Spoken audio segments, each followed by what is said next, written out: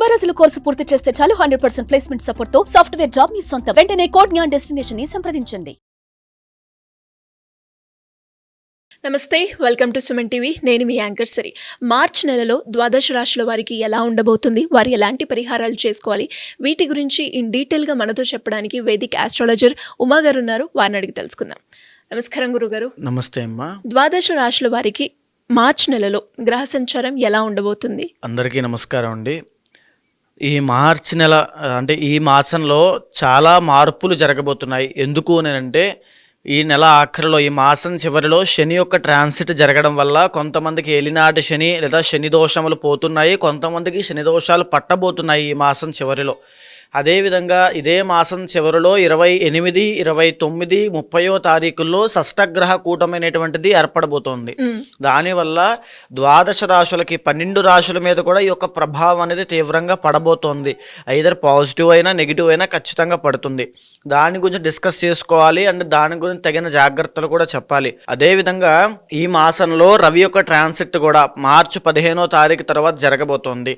మార్చి 15వ తారీఖు వరకు కుంభంలో సంచరిస్తున్నటువంటి రవిగ్రహ సంచారము 15 తర్వాత మీనంలోకి ఎంటర్ అవ్వబోతున్నారు. కాబట్టి దానివల్ల కూడా కొంత మార్పులు అనేవి ఉద్యోగరీత్యా, పదవి యోగాల రీత్యా ప్రతి రాశికి కొన్ని మార్పులు జరగబోతున్నాయి. అయితే ఈ మాసము గ్రహ సంచారము చూస్తే వృషభంలో గురుగ్రహ బృహస్పతి సంచారము, మిథునంలో కుజగ్రహ సంచారము, కన్యలో కేతుగ్రహ సంచారము, కుంభంలో రవి శనుల యొక్క కంజంక్షను. రవి మార్చి 15 వరకు మాత్రమే కంజంక్షన్లో ఉంటారు, ఆ తర్వాత మీనంలోకి వెళ్ళిపోతారు. మీనంలో చంద్ర, శుక్ర, రాహు, బుధుల యొక్క సంచారం నడుస్తోంది. మార్చిలో వృశ్చిక రాశి వారికి విద్యాపరంగా, ఆరోగ్యపరంగా, విదేశీపరంగా, సంతానపరంగా ఎలా ఉండబోతుంది, వారు ఎలాంటి పరిహారాలు చేసుకోవాలి గురుగారు? వృశ్చిక రాశి వాళ్ళకి ఈ ఫాల్గుణ మాసము లేదా ఈ మార్చి మాసంలో కేవలము 3 గ్రహాలు మాత్రమే యోగిస్తున్నాయమ్మా. గురు, శుక్ర, బుధులు మాత్రమే వీళ్ళకి యోగిస్తూ ఉన్నారు. అయితే ఒక్కొక్కరిగా మనం యొక్క డీటెయిల్డ్గా మాట్లాడుకుంటే కనుక 4వ స్థానంలో రవి శనుల యొక్క సంచారం నడుస్తోంది. రవి శనుల కాంబినేషన్ కానీ కంజంక్షన్ కానీ చాలా ఇంపార్టెంట్ అయినది.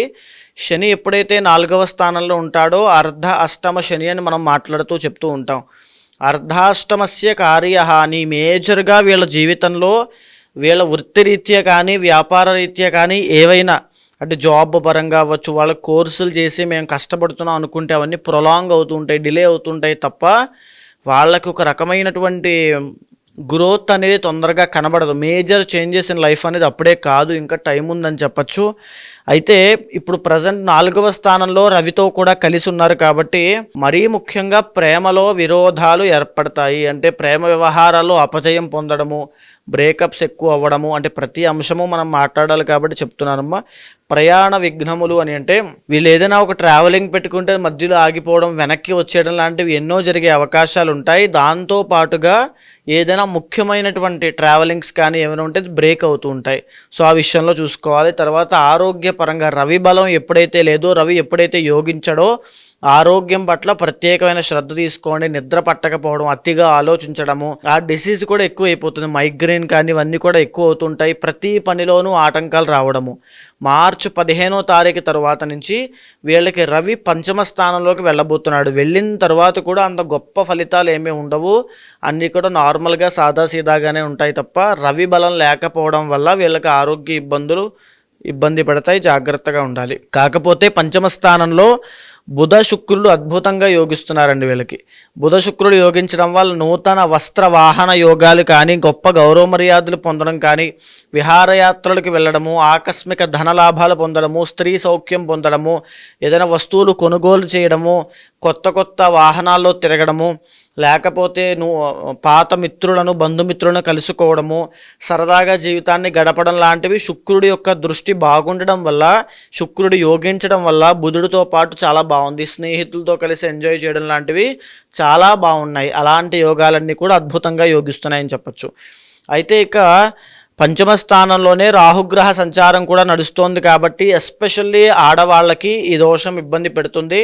గర్భదోషము అని చెప్తూ ఉంటాం కదండి. మెన్స్ట్రల్ సైకిల్స్ విషయంలో అవ్వచ్చు, ప్రైవేట్ పార్ట్స్ దగ్గర అవ్వచ్చు, లేకపోతే ఆడవాళ్ళకి సంబంధించిన గుప్త రోగములు, ఓవర్ బ్లీడింగ్ కానీ ఇలాంటివి కూడా ఇబ్బంది పెట్టే అవకాశాలు చాలా ఎక్కువ ఉంటాయి.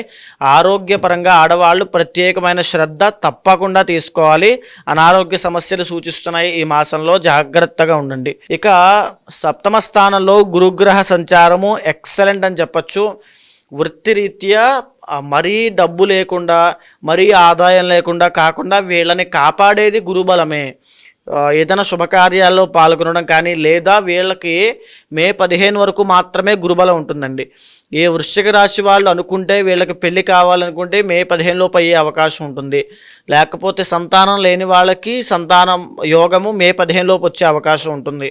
కాబట్టి గురుబలం ఉన్నప్పుడే ఆ శుభకార్యాలని, ఆ శుభాన్ని అనుభవించగలుగుతారు, ఎంజాయ్ చేయగలుగుతారు అని చెప్పచ్చు. ఇక అష్టమంలో కుజగ్రహ సంచారం వాహన ప్రమాదాలని కానీ, లేకపోతే కార్యహాని, ఏ పని తలపెట్టినా అందులో పనులు మధ్యలో ఆగిపోవడము, కాస్త అశాంతి అనేటువంటిది రావడము. కుజుడు ఎప్పుడు కూడా హీట్ కాబట్టి ఆ జ్వరము లేకపోతే బాడీ హీట్ని ఎక్కువగా ఫీల్ అవ్వడము, తద్వారా వచ్చే ఆరోగ్య సమస్యల విషయంలో కాస్త నలతగా ఉండడం లాంటివి ఎన్నో జరుగుతాయి. అయితే వీళ్ళకి వృశ్చిక రాశి వాళ్ళకి ప్రస్తుతము ఈ మాసం చివరిలో పట్టబోయే షష్టగ్రహ కూటమి వృశ్చికం నుంచి చూస్తే వృశ్చికము, ధనస్సు, మకరము, కుంభము, మీనము పంచమ స్థానంలో షష్టగ్రహ కూటమి పట్టబోతోంది. పంచమ స్థానంలో పట్టబోతోంది కాబట్టి వీళ్ళ యొక్క నడవడికలో ఇబ్బందులు రావడము, వీళ్ళు స్వయంకృత అపరాధం చేస్తే కనుక, ఏదైనా అలవాట్లు కానీ వ్యసనాలు ఉన్న వాళ్ళు కానీ ఏవైనా తప్పిదాలు చేస్తే ఈ షష్టగ్రహ కూటమి ఎఫెక్ట్ వల్ల ఖచ్చితంగా జీవితం అంతా తారుమారవుతుంది అని చెప్పచ్చు. చాలా ఇబ్బందులు వస్తాయి. దీంతో పాటుగా సంతానము ఉన్న వాళ్ళకి సంతానపరమైన సమస్యలు వచ్చే అవకాశం ఉంది. సంతానం లేని వాళ్ళకి సంతానం విషయంలో మిస్క్యారీ అయ్యే యోగం కనబడుతోంది. ఇందాక కూడా పంచమంలో రాహు ఉన్నప్పుడు చెప్పేటువంటి విషయము గర్భదోషము అని చెప్పాం కదండి. అదేవిధంగా సంతానపరమైన ఇబ్బందులు ఈ మాసం చివరిలో వచ్చే షష్టగ్రహ కూటమి వల్ల వీళ్ళని ఇబ్బంది పెడతాయి. కాబట్టి ఖచ్చితంగా జాగ్రత్తగా ఉండాల్సింది సంతానం విషయంలో. వాళ్ళు తప్పుదారి పట్టకుండా, వాళ్ళకి ఆరోగ్య సమస్యలు రాకుండా, లేదా మీ తల్లిదండ్రుల విషయంలో మీరు వాళ్ళకి సంతానం కాబట్టి వాళ్ళకి ఏ ఇబ్బందులు రాకుండా చూసుకోండి. దీంతో పాటుగా ఈ యొక్క మీరు ఏ రకమైనటువంటి అలవాట్లు, వ్యసనాలు కానీ, జూదం కానీ లాంటి విషయాల్లోకి వెళ్ళొద్దు. వెళ్ళారంటే తప్పకుండా ఇబ్బంది పడతారు. అండ్ మేజర్ థింగ్ ఏమిటంటే లవ్ ప్రాబ్లం అండి. ఎవరైతే వృశ్చిక రాశి వాళ్ళు లవ్ విషయంలో ఇబ్బంది పడుతున్నారో వాళ్ళకి ప్రధానమైనటువంటి జీవితంలో మార్పులు, అది నెగిటివ్ వైపే ఎక్కువ ఉండే అవకాశం ఉంది. అవన్నీ కూడా ఈ షష్టగ్రహ కూటమి వల్ల కనబడుతున్నాయి. సో ప్రేమ వ్యవహారాల్లో అపజయము అని చెప్పచ్చు. చాలా జాగ్రత్తగా ఉండండి. ఇంటర్నల్ జాతకంలో కనుక 5th హౌస్ బాగుంటే కాస్త వీటినంటి ఓవర్కమ్ చేస్తారు. ఇంటర్నల్ జాతకంలో దశ అంతర్దశలు బాగున్నట్లయితే షష్టగ్రహ కూటమిని కానీ, రాబోయే అష్టమంలో గురుడి యొక్క ప్రభావాన్ని కానీ ఖచ్చితంగా ఓవర్కమ్ చేసే అవకాశాలు ఎక్కువగా కనబడుతున్నాయి. ఎలాగైతేనేమి మొత్తానికి వృశ్చిక రాశి వాళ్ళకి అంత గ్రహస్థితి అనుకూలంగా లేదు కాబట్టి మీ ఇష్టదైవాన్ని ఎక్కువగా ఆరాధన చేయండి. ప్రయాణాలు చేసేటప్పుడు జాగ్రత్తగా ఉండండి. ఈ మార్చి 30 వరకు అర్ధాష్టమ శని ఉంటుంది. మార్చి 30 దాటిన తర్వాత శని దోషం పోతుంది. అయినప్పటికీ కూడా పనులన్నీ మందకొండిగానే సాగుతాయి కాబట్టి కాస్త ప్రత్యేకమైన శ్రద్ధతో ఎఫర్ట్స్ పెట్టి ఇంకా ప్రయత్నం చేయండి. ఎలాంటి పరిహారాలు చేసుకోవాలి గురుగారు? వీళ్ళకి వృశ్చిక రాశి వాళ్ళకి రాబోయేటువంటి రోజుల్లో కూడా గురుబలం అనేటువంటిది లేక చాలా ఇబ్బందులు, వృత్తి వ్యాపారాల్లో అవ్వచ్చు, ఈ యొక్క ఆడవాళ్ళకి ఆరోగ్య సమస్యల విషయంలో ఇబ్బంది పడతారు. కాబట్టి శివపార్వతుల యొక్క అనుగ్రహం కావాలి. ప్రతిరోజు శివాలయానికి వెళ్ళి శివదర్శనం చేసుకోండి. అదే ఒక ప్రత్యేకమైన పరిహారంగా మారి మిమ్మల్ని కాపాడుతూ ఉంటుంది. జాతకరీత్యా ఎవరికైనా ఎలాంటి సమస్యలు ఎదుర్కొన్నప్పటికీ దానికి తగ్గట్టుగా పరిష్కారాలు చేసుకోవాలి అంటే ఏ విధంగా మిమ్మల్ని అప్రోచ్ అయ్యే ఛాన్స్ ఉందంటారు గురుగారు? తప్పకుండా అమ్మా. ఏదైతే మనం మాస ఫలితములు, వార ఫలితములు, తర్వాత సంవత్సర ఫలితములను మాట్లాడుకుంటున్నామో అది గోచార ఫలితంగా మన మీద 30 నుంచి 45% మాత్రమే ప్రభావితం చూపిస్తుంది. మిగతా పర్సెంట్ అంతా కూడా ఇంటర్నల్ జాతకం మీద ఆధారపడి ఉంటుంది. కాబట్టి కంగారు పడాల్సిన పని లేదు. కొన్ని రాశుల వారికి యోగాలు బాగాలేని డిసప్పాయింట్ అవ్వాల్సిన పని లేదు. కొన్ని రాశుల వాళ్ళకి రాజయోగం ఉంది కదా అని చెప్పి ఏ పని చేయకుండా ఖాళీగా కూర్చోవాల్సిన అవసరమూ లేదు. ఇంటర్నల్ జాతకం మీద వాళ్ళ యొక్క నిత్య యోగాలు, ఆ యొక్క దోషాల మీద కూడా ఆధారపడి ఉంటుంది.